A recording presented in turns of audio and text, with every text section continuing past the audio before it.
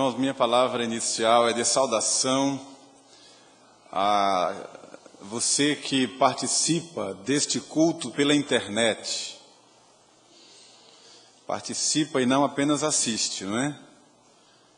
Mas, de coração sincero, presta a Deus esse culto, desejando estar aqui, o que é bem diferente, não é? Espero que o recurso da internet seja apenas aquele momento em que você não tem como vir à igreja, está viajando ou não tem mesmo como vir. Então acessa a internet, vê a sua igreja, os seus irmãos, o seu pastor, e no mesmo espírito celebra a Deus e cultua. Deus seja louvado por isso, não é? Irmãos, eu estava lembrando, eu não contei para vocês, domingo atrasado, mas eu preciso contar isso. Eu estava lá no acampamento Shalom, lá no Canadá. E o encerramento do acampamento foi com aquele culto que a gente faz aqui também, em volta da fogueira, né? E o dia inteiro foi aquela expectativa para o culto da fogueira. E lá eles fazem diferente. Tem o culto no templo, no santuário, no salão de culto. Depois todos descem e vão para uma área aberta, e com os bancos já preparados, tudo certinho, e no meio uma fogueira. E o nosso irmão, o diácono Reizinho, passou o dia inteiro preparando a fogueira. E vocês conhecem a peça? Faltava um cabo de aço para puxar de uma árvore bem alta o cabo de aço até a fogueira. Vocês sabem como é que acontece, né? E na hora tinha uma peça, uma encenação daquele momento lá de Elias no Monte Carmelo. E então os profetas clamavam, e Deus não respondia, o Deus deles não respondia, o Baal deles. E então o Elias clamava por fogo. E aí o reizinho, lá do alto da árvore, soltava como é que chama aquilo, Cláudio? Já com combustível, o fogo descendo. É uma coisa impactante para quem não conhece. Alguns têm até medo, correm. Isso já foi feito muitas vezes. Passou o dia inteiro trabalhando, preparou o cabo de aço e tal. Tudo bem, aí estávamos lá, descemos, o culto foi uma bênção lá no santuário, descemos todos felizes, nos organizamos ali. E começou a peça. E os profetas de Baal, todos vestidos, caracterizados, o Elias também caracterizado, e começaram a clamar. Coisa de 5 minutos, 3, 4 minutos, 5 minutos. Clamaram: ó Baal, responde-nos, Baal.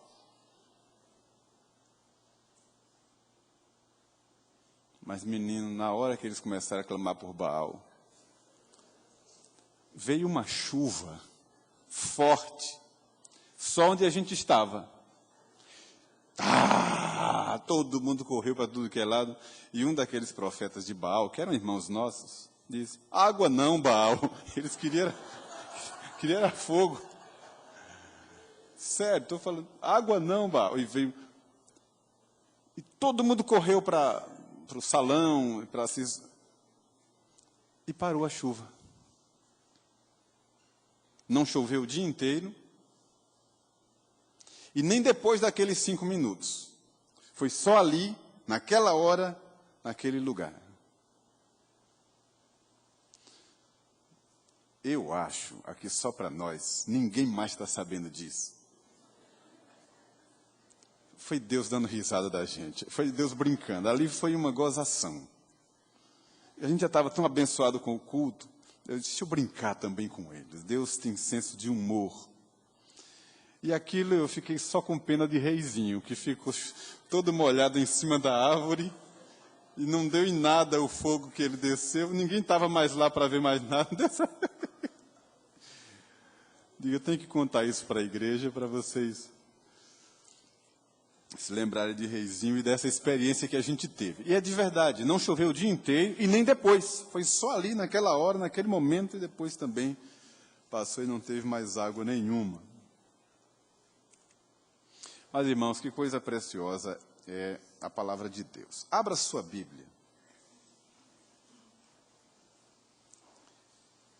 Em Deuteronômio, capítulo 6.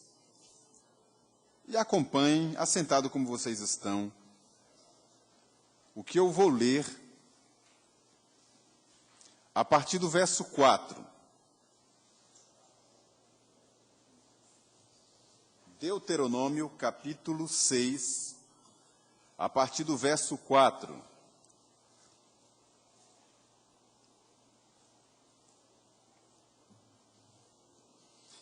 Que diz assim: Ouve, Israel, o Senhor nosso Deus é o único Senhor. Amarás, pois, o Senhor teu Deus de todo o teu coração, de toda a tua alma e de toda a tua força. Estas palavras que hoje te ordeno estarão no teu coração. Tu as inculcarás a teus filhos, e delas falarás assentado em tua casa, e andando pelo caminho, e ao deitar-te, e ao levantar-te. Também as atarás como sinal na tua mão, e te serão por frontal entre os olhos. E as escreverás nos umbrais de tua casa e nas tuas portas. Havendo-te, pois, o Senhor teu Deus introduzido na terra que, sob juramento, prometeu a teus pais, Abraão, Isaque e Jacó, te daria grandes e boas cidades que tu não edificaste, e casas cheias de tudo o que é bom, casas que não encheste, e poços abertos que não abriste, vinhais e olivais que não plantaste. E quando comeres e te fartares, guarda-te para que não esqueças o Senhor que te tirou da terra do Egito, da casa da servidão. O Senhor teu Deus temerás, a Ele servirás e pelo seu nome jurarás. Não seguirás outros deuses, nenhum dos deuses dos povos que houver à roda de ti, porque o Senhor teu Deus é Deus zeloso no meio de ti, para que a ira do Senhor teu Deus não acenda contra ti, não se acenda contra ti e te destrua de sobre a face da terra. Não tentarás o Senhor teu Deus, como o tentaste em Massá. Diligentemente guardarás os mandamentos do Senhor teu Deus, e os seus estatutos, testemunhos que te ordenou. Farás o que é reto e bom aos olhos do Senhor, para que bem te suceda, e entres e possuas a boa terra, a qual o Senhor, sob juramento, prometeu dar a teus pais. Até aqui, que o Senhor nos abençoe com a sua palavra. Amém.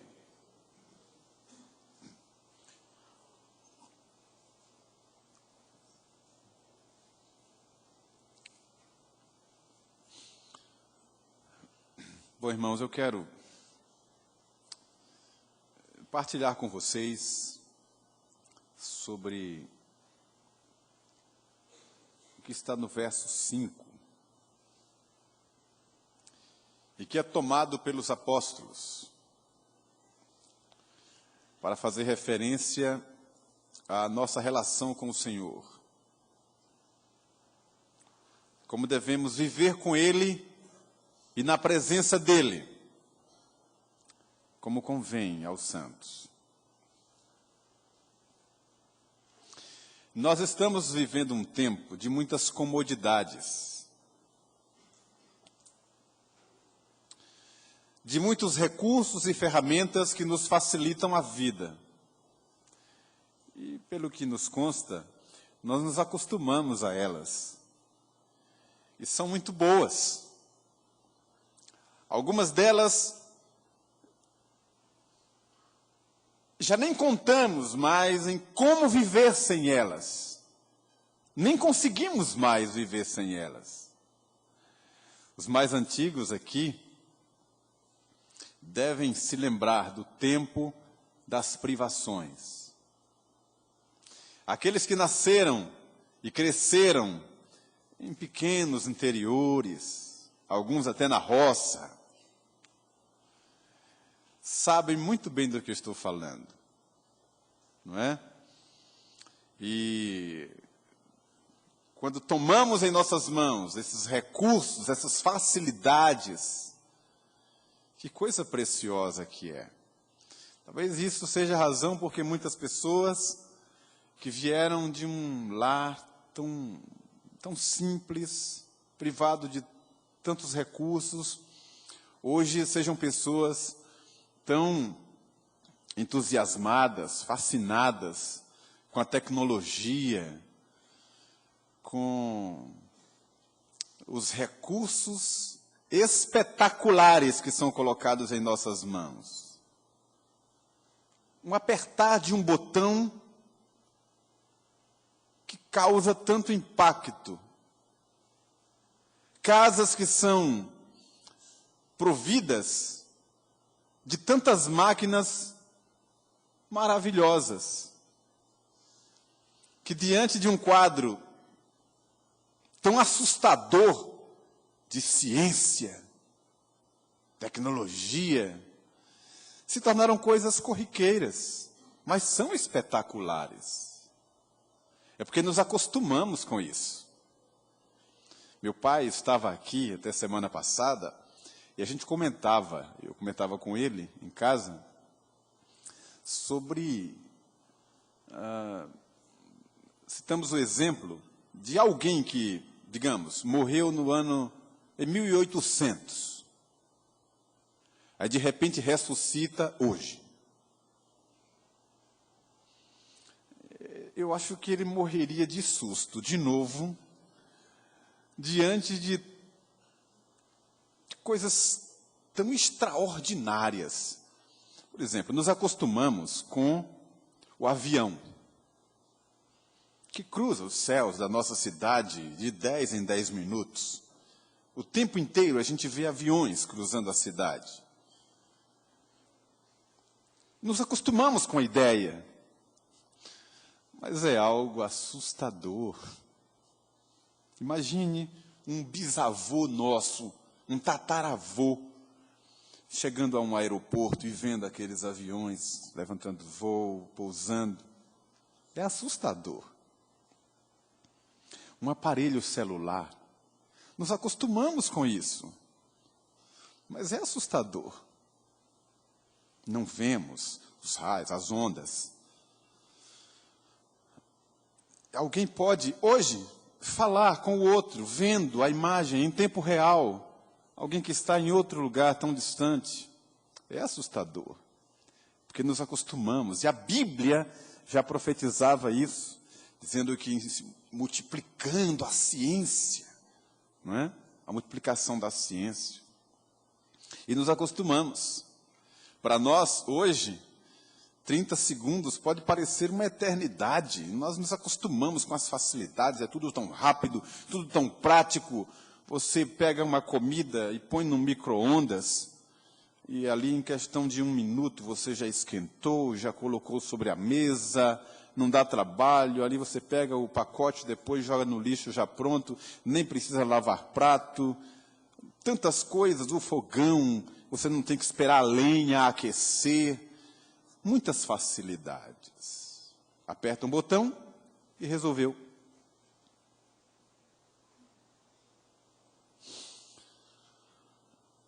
Mas na vida cristã, as coisas nem sempre são assim. Elas não são automáticas, como automática hoje é a vida. A vida cristã demanda trabalho, esforço, concentração, dedicação, disciplina, coisas que nos tomam tempo, um esforço tão grande que alguns procuram se eximir deles. Até usando a Bíblia, dizendo que Deus não quer sacrifício. É claro que o texto não está falando disso. Ele não quer sacrifício imolado. Pegar um cordeiro, chegar aqui na mesa e cortar um cordeiro. Não é esse sacrifício, porque o cordeiro de Deus já foi sacrificado. Mas a própria Escritura diz que depois de João Batista, o reino é tomado por esforço. E é curioso, um mestre que já está com o Senhor, foi meu professor, ele costumava dizer que a Bíblia anda em cima de duas pernas. Está escrito, também está escrito. Ele até fez um sermão famoso, baseado nisso. Está escrito, mas também está escrito. E essa mensagem dele era baseada em Mateus 4, Lucas 4, que trata da tentação de Jesus no deserto. Porque o diabo disse, está escrito. E usou a escritura, embora fora do seu contexto. E Jesus dizia, mas também está escrito. Está escrito, também está escrito. E às vezes a gente pega um lado da escritura, ou uma visão, uma faceta, e às vezes desconhecemos o outro lado. Ou nos agarramos a um lado apenas. Domingo passado, o nosso querido reverendo Edésio pregou uma mensagem preciosa, preciosíssima. Todos lembram. Foi impactante. Vocês vão de lembrar, e quem não estava aqui vai só tomar conhecimento. Ele falou sobre a cruz de Cristo. E ele enfatizou durante toda a mensagem, com aquele jeito dele de balançar a mão, né? Vou aprender, viu? A cruz era dele. É isso? A cruz era dele, de Jesus. E o texto que ele tomou como base é um texto impactante mesmo. É o texto de João, que dos 4 evangelistas que narram a ocasião, é o único que usa que ele tomou a sua própria cruz. A sua própria cruz. Aí o nosso querido mestre pegou isso e enfatizou. A própria cruz. A cruz era dele, não nossa. Porque ninguém poderia morrer para redimir a humanidade. Nenhum de nós, nenhum homem. Aquele sacrifício era dele, de mais ninguém. Ninguém tinha como levar aquela cruz. Aquela era dele. Está escrito. Mas eu quero dizer para você nesta manhã que também está escrito que nós devemos também carregar a nossa cruz. Foi o próprio Cristo quem disse.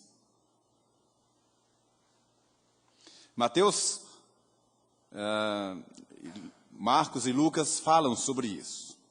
Depois você pode conferir Lucas, capítulo 9.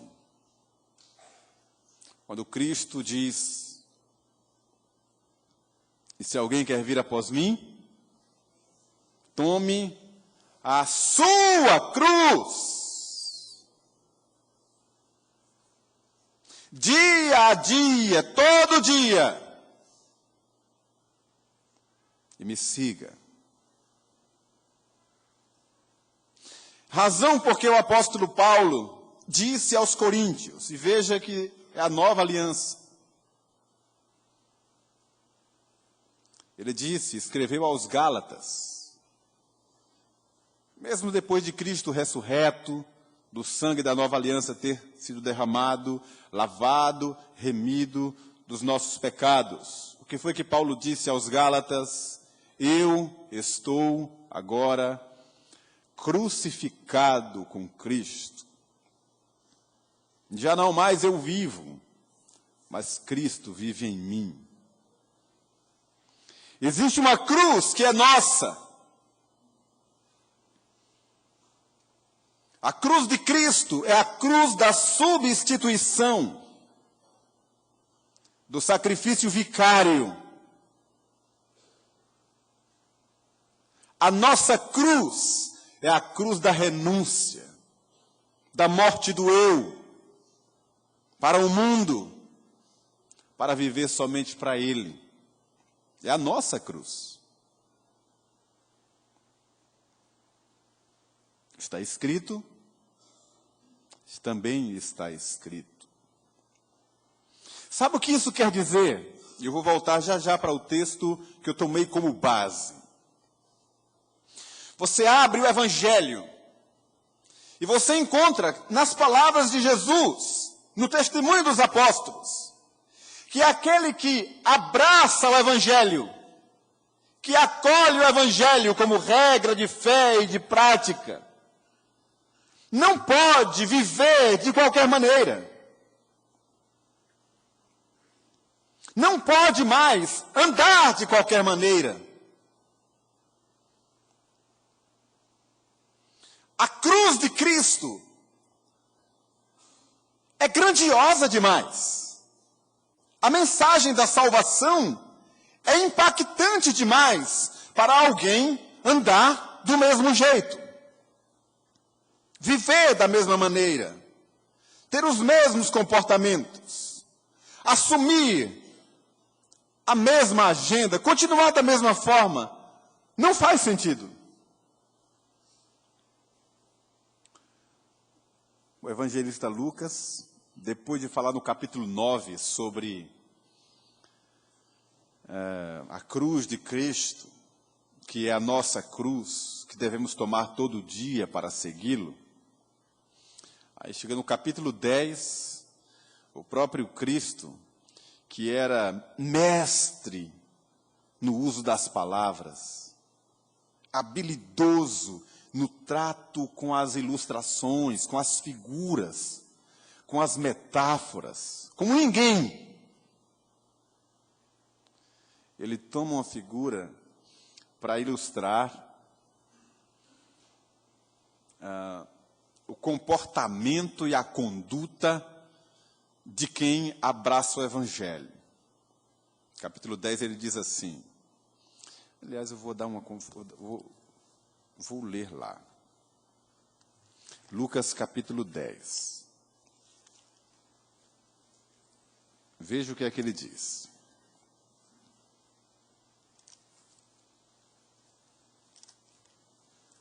Estou vendo páginas passando ali, então abra Lucas 10.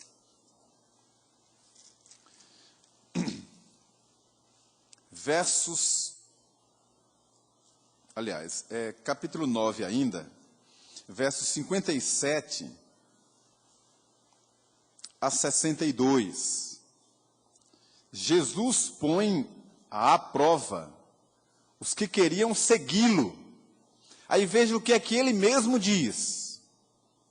Indo eles caminho fora, alguém lhe disse, seguir-te-ei para onde quer que fores. Vejam o que Jesus respondeu. as raposas têm seus covis, e as aves do céu, ninhos. Mas o Filho do Homem não tem onde reclinar a cabeça. A outro disse Jesus: segue-me. Ele, porém, respondeu: permite-me ir primeiro sepultar meu pai. Mas Jesus insistiu: deixa aos mortos os sepultar os seus próprios mortos. Tu, porém, vai e prega o reino de Deus. Outro lhe disse: seguir-te-ei, Senhor, mas deixa-me primeiro despedir-me dos de casa. Mas Jesus lhe replicou: ninguém que, tendo posto a mão no arado, olha para trás, é apto para o reino de Deus. Aí encontramos o mesmo mestre querido, Jesus, usando como parábola a ideia de um grande banquete preparado para os seus servos, seus filhos. Aí na hora da grande ceia, do grande banquete, um diz: não, eu vou participar de um casamento, fui convidado para um casamento. Aí o outro: eu comprei uma junta de bois, vou ter que dar uma olhada nelas. Aí o outro com uma desculpa, outro com outra desculpa. E aí aquele senhor, Jesus contando a parábola, ficou indignado com isso, com o descaso, com tantas agendas, tantos compromissos, que julgaram aquela ceia um segundo plano. Aí Jesus disse na parábola que aquele senhor então mandou chamar aqueles que jamais imaginariam poder se assentar numa mesa de um grande banquete.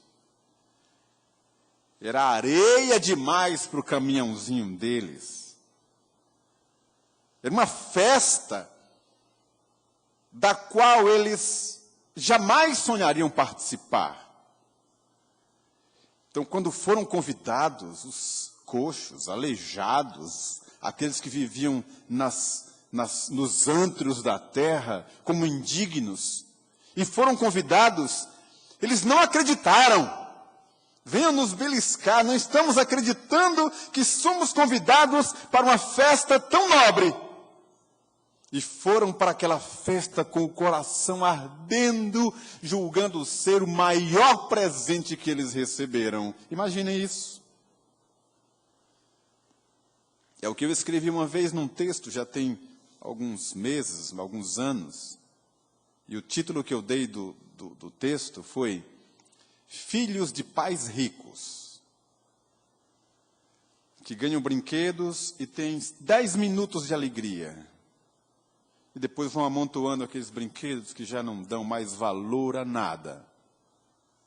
E aquela criança que faz seus próprios brinquedos com lata, com pau, com borracha, e de repente, de surpresa, ganha um brinquedo que é, ainda que simples, mas é grandioso para ele. Que alegria! Ou a alegria de uma pessoa que perdeu uma dracma e depois de algum tempo a encontra. Ou a alegria daquele que tinha julgado perdida aquela ovelha e depois a encontra. E a alegria daquele que encontra um tesouro no campo. Ele compra o campo e herda o tesouro. E a gente vê que Jesus está dizendo todo o tempo que o maior tesouro da nossa vida é Ele mesmo. É a sua palavra, é a sua presença, são as coisas de Deus, é o reino dos céus. Que não pode ser tratado como um presente que um filho de pai rico recebe e não dá o maior valor, o menor valor. Ou aquele que é convidado para uma grande festa, um grande banquete, o maior dos banquetes, e diz: eu tenho outras coisas para fazer. Se der, eu vou lá. Este é o espírito desses textos que eu narrei.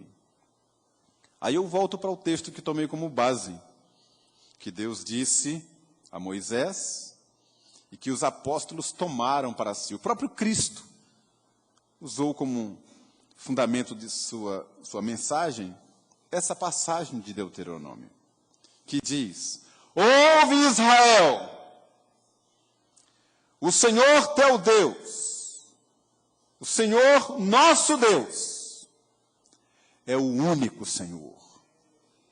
Amarás, pois, o Senhor teu Deus de todo o teu coração, toda a tua alma e de toda a tua força. Não pode ser de qualquer maneira. Não pode ser no nosso tempo, do nosso jeito, como desejamos, como achamos que deve ser, mas do jeito que a palavra de Deus determina. Deus quer simplesmente tudo. Deus exige exclusividade. Deus exige primícia, o melhor, sempre. Lembram do que ele disse ao profeta Malaquias? Disse também ao profeta Isaías, mas eu vou citar o que ele disse a Malaquias: maldito todo aquele que fizer a obra do Senhor relaxadamente. Maldito aquele que, tendo no rebanho a ovelha perfeita, vem e traz para mim, para o meu altar, a defeituosa, a cega, a manchada. Maldito seja. Há uma palavra também de maldição sobre aquele que, relativo às coisas do Senhor, passa a dar muxoxo. Vocês sabem o que é muxoxo? Isso, vocês sabem. Geração mais nova talvez não. Muxoxo é quando a gente faz, né? É uma expressão, quer dizer, isso aqui é uma, como é que dá no português? É uma onomatopeia? Não, né? Mas é uma expressão de descaso, de pouco caso, né? Muxoxo com as coisas do Senhor. E o Senhor é o nosso único Deus. A Ele seja toda glória, todo louvor, toda exaltação. E tem uma passagem com a qual quero finalizar, que está no Apocalipse. É para onde todas as coisas convergem. É o resultado da coisa.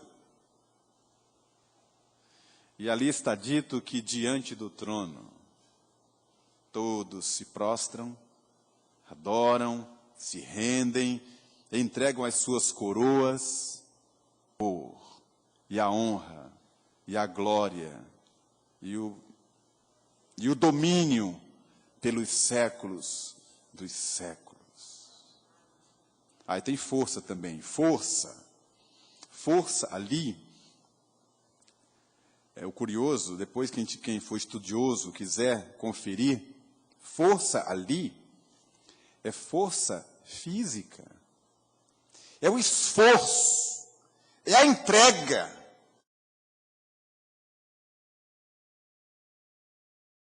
Que é exigida para Deus, sempre o melhor, nunca o resto, nunca a sobra, mas sempre o melhor das nossas vidas. E nós, que somos a geração da comodidade, do comodismo, que se o carro não encontrar uma vaga para estacionar em frente à igreja, ou um pouquinho mais para o lado aqui perto de Paulo, se já for lá mais na frente, já vai reclamando, porque tem que andar 100 metros. Quando pessoas, lá no começo, andavam quilômetros para ouvir uma palavra do Senhor. debaixo do sol, não tinha ar-condicionado, porque é assim, né? Ar-condicionado, tá quente, aí a gente manda esfriar, aí, ficou frio, né? Tudo a gente encontra uma razão para reclamar. Daqui uns dias os bancos vão estar acolchoados. Ficou fofo demais. Uma outra pessoa que eu estou olhando para ela, mas não vou dizer o nome, minhas pernas estão balançando, não pisa no chão. Tudo vai encontrar um jeito de reclamar. Enfim, que Deus mova o nosso coração para darmos a Ele toda a força, todo sacrifício e todo louvor. Amém.